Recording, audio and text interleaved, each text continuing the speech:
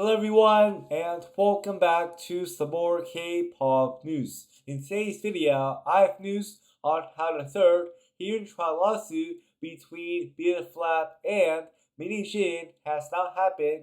Also, I have news on how YG producer named HYUN SUK has now been sent to prison, and also a whole lot more news like that as well. So with all that being said, let's get straight right to the video right now.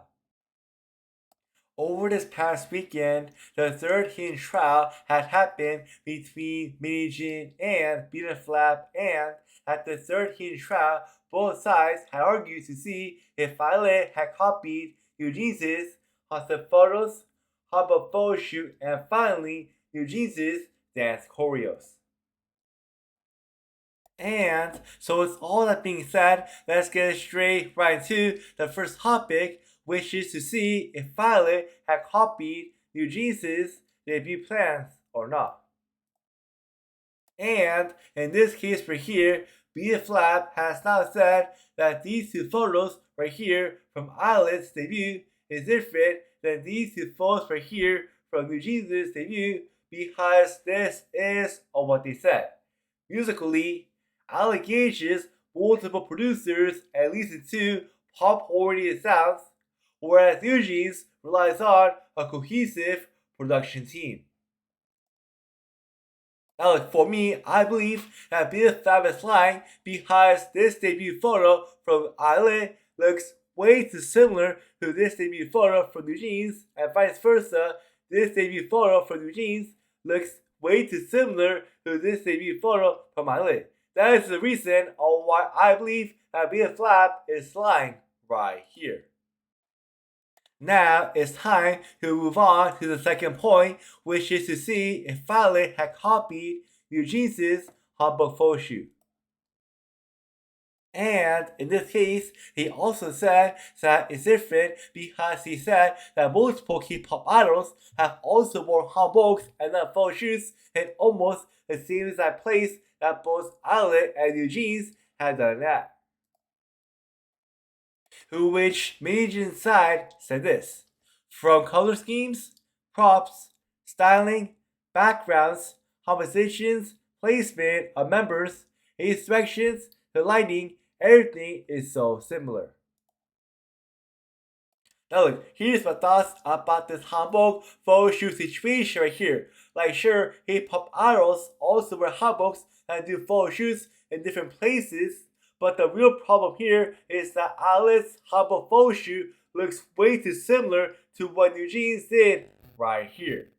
And the reason why I say that is because I'm not gonna lie but say this. I low-key thought that this was Eugene's just because of how similar their hanbok photo shoot looks way too similar to what Eugene's did right here. That is the reason why I also do believe that BELIFT is lying when they said that Eugene's hanbok photo shoot is different than what ILLIT did right here. And finally, it's time to move on to the last topic, and that topic is to see if ILLIT had copied Eugene's dance choreos.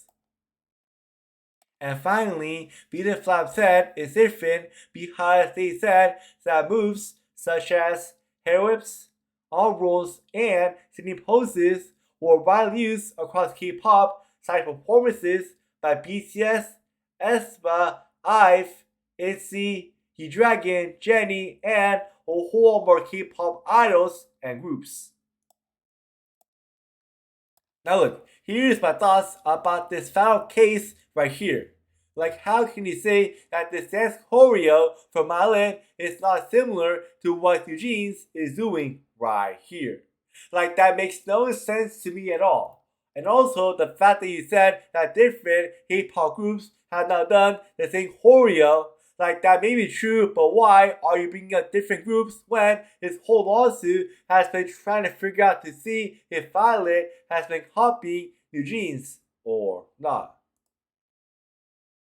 So, in conclusion, I do believe that BELIFT has now once again lied about ILLIT not copying Eugene's, and so because that, I do believe that once the final decision does come out, I do believe that Mini Jin is going to win this lawsuit case against BELIFT.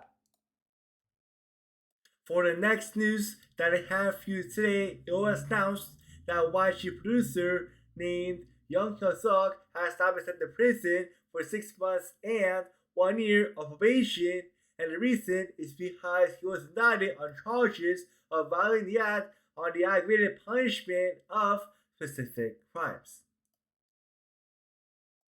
Now look, a lot of you might be wondering right now, like what type of crime did he commit? And it says right here that he was brought to trial on charges of attempting to cover up the investigation by coaxing and threatening whistleblower A in relation to allegations that former YG Idol Group icon member NBI had purchased and inhaled drugs in August of 2016. Now, look, first off, I'm happy to hear that he is now in prison for his crimes that he committed almost 10 years ago. And also, on top of that, I hope that while he's in jail, I hope that he does reflect on what he did so that the next time that he does not commit the same crime ever again. This morning, it was announced by K-pop company named One House that IDNTT member named HWANG is now going on a temporary hiatus because of a recent allegation that has now come out against him. And what I'm talking about is that this one person on social media said that they knew him, and so because that this person has now spread a bunch of allegations against him, including and saying that he used to do underage drinking and smoking, and when he got caught, he will use his Muay Thai skills to threaten or even assault people. And finally, this person said that he will go around propositioning girls for us, and then what he did or didn't get that, he will go around spreading bad rumors to tarnish these girls' reputations. Now look, these allegations that he's accused of doing is really bad, and so because that, I'm hoping that these allegations are not true because man, if these allegations turn out to be true, and man, his whole career as a K-pop idol is going to be completely over. For the next news that I have for you today, it's a pretty exciting one because ILLIT has announced that on September 1st of this year that they are going to be making their official Japanese debut with their official Japanese single song called Time Stop. I'm so excited to hear ILLIT's debut Japanese single song called Time Stop when it does come out in about 1.5 months from today. This morning, BTS has announced that they are going to be having their Movie Weeks event inside of movie theaters all around the world sometime very soon. Now look, if you have no clue on what BTS Movie Weeks is all about, it's an event where all of BTS concerts and documentaries is going to be playing inside of theaters when this event does happen later this year in 2025. I'm so excited for BTS Movie Week because I've been wanting to go see a concert for BTS Live, but the fact that their concerts is now going to be playing inside theaters, man, I'm so excited about that, and I'm so excited to see BTS's past concerts when it does be playing inside theaters later this year in 2025. For the final news that I have for you today, it was announced that TWICE is going to be releasing a 10th anniversary documentary to celebrate their 10th anniversary called TWICE 1 in a Million, and it was also announced that this documentary is going to be released worldwide in movie theaters in October of 2025. Now look, a lot of you might be asking me right now, what day in October do you think that TWICE's documentary is going to be coming out? And the answer to that question is that I believe that TWICE's documentary is going to be coming out on October 20th, and the reason is because on October 20th, TWICE is going to be celebrating their 10th anniversary inside of K-pop. for me, since I'm kind of a fan of Twice Still, I'm going to go see this documentary when it does come out this October in 2025. But thank you so much as always for watching my K-pop news video, and don't forget to like, comment, and to also subscribe down below for more K-pop news like this one. Anyways, that's it for today, and I will see y'all next time. Bye!